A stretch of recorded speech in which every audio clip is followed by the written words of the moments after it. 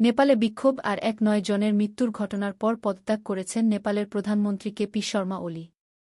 রাষ্ট্রপতির কাছে পাঠানো পদত্যাগপত্রে প্রধানমন্ত্রী ওলি লিখেছেন, সাংবিধানিক পথে সংকটের সমাধানের পথ তৈরির জন্য তিনি পদত্যাগ করার সিদ্ধান্ত নিয়েছেন। মঙ্গলবার সকাল থেকেও নেপালের রাজধানী কাঠমান্ডু এবং অন্যান্য শহরেও বিক্ষোভ করতে শুরু করেছে বিক্ষুব্ধ প্রতিবাদকারী। নেপালের প্রধানমন্ত্রী ওলি ও সাবেক প্রধানমন্ত্রী শের বাহাদুর দেউবাসহ বেশ কয়েকজন শীর্ষস্থানীয় রাজনৈতিক নেতাদের বাড়িঘরে হামলা ও ভাঙচুরের ঘটনা ঘটেছে। নেপালের প্রধানমন্ত্রীর পদত্যাগের আগে দেশটির জোট সরকারের সহযোগী দলের বেশ কয়েকজন মন্ত্রী সরকার থেকে পদত্যাগ করেন। ফায়ার সার্ভিস জানিয়েছে, সোমবার বিক্ষোভে ১৯ জন নিহত হওয়ার পরে মঙ্গলবার সকালে আরও ২ জনের মৃত্যু হয়েছে। শেয়ার করুন বিক্ষোভের মুখে নেপালের প্রধানমন্ত্রীর পদত্যাগ। ১ ঘণ্টা আগে নেপালে আজও চলছে বিক্ষোভ, রাজনৈতিক নেতাদের বাসায় হামলা। রাস্তায় বিক্ষোভকারীদের ও ধোঁয়াজ বলতে দেখা যাচ্ছে ছবির উৎস, রিউটার্স। ছবির ক্যাপশন, নেপালের সরকার বিরোধী বিক্ষোভ। নেপালে আজও বিক্ষোভ চলছে।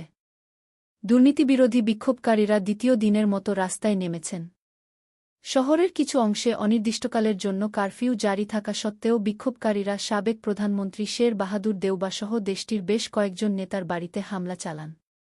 এর আগে সোমবার সামাজিক যোগাযোগ মাধ্যম খুলে দেওয়া এবং প্রধানমন্ত্রী কেপি শর্মা ওলির পদত্যাগের দাবিতে বিক্ষোভ হয়।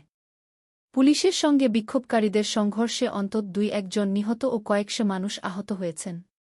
এদিকে আজও কাঠমান্ডুর রাস্তায় নামেন বিক্ষোভকারীরা। বেলা বাড়ার থাকার সঙ্গে সঙ্গে রাস্তায় বিক্ষোভকারীর সংখ্যাও বাড়ে। পার্লামেন্ট ভবনের বাইরে জড়ো হন অনেক বিক্ষোভকারী।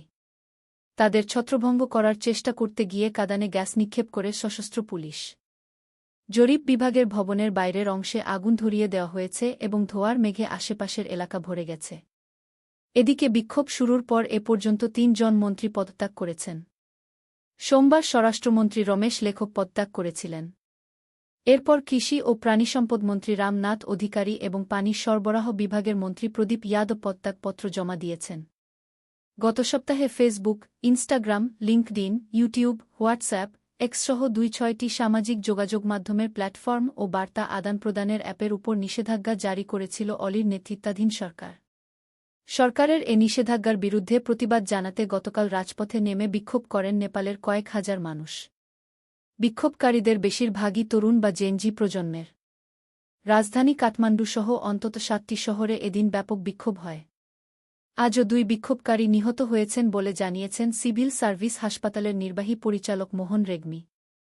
তার হাসপাতালে এখনও ৯০ জনের চিকিৎসা চলছে বলে জানান তিনি। এদিকে বিক্ষোভ দমনে কঠোর হন অলি সরকার। নিরাপত্তা বাহিনীর সঙ্গে বিক্ষোভকারীদের সংঘর্ষে অন্তত ১৯ জন নিহত হন। তাদের মধ্যে কাঠমান্ডুতে অন্তত ১৭ জন ও ইতাহারিতে ২ জন নিহত হয়েছেন। গুরুতর আহত হন ৪ শতাধিক বিক্ষোভকারী। বিক্ষোভ দমনে সরকারের বিরুদ্ধে অতিরিক্ত বলপ্রয়োগের অভিযোগ উঠেছে। পুলিশ ও নিরাপত্তা বাহিনী বিক্ষোভকারীদের লক্ষ্য করে গুলি চালিয়েছে। সরকারের ওই দমনমূলক পদক্ষেপের বিরুদ্ধে প্রতিবাদ জানাতে আজও সকাল থেকে কালঙ্কি, চাপাগাঁও ও কাঠমান্ডুর বিভিন্ন স্থানে বিক্ষোভ সমাবেশ ও প্রতিবাদ শুরু হয়। পুলিশ রাজধানীর পার্লামেন্ট ভবনের সামনে থেকে কয়েকজনকে গ্রেপ্তার করে। পাশাপাশি কাঠমান্ডু, ললিতপুর ও ভাগলপুর জেলায় আজ সকাল থেকে কারফিউ জারি করা হয়। আজ ২ বিক্ষোভকারী নিহত হয়েছেন বলে বিবিসিকে জানিয়েছেন কাঠমান্ডুর সিভিল সার্ভিস হাসপাতালের নির্বাহী পরিচালক মোহন রেগ্মি। তার হাসপাতালে এখনও ৯০ জনের চিকিৎসা চলছে বলে জানান তিনি।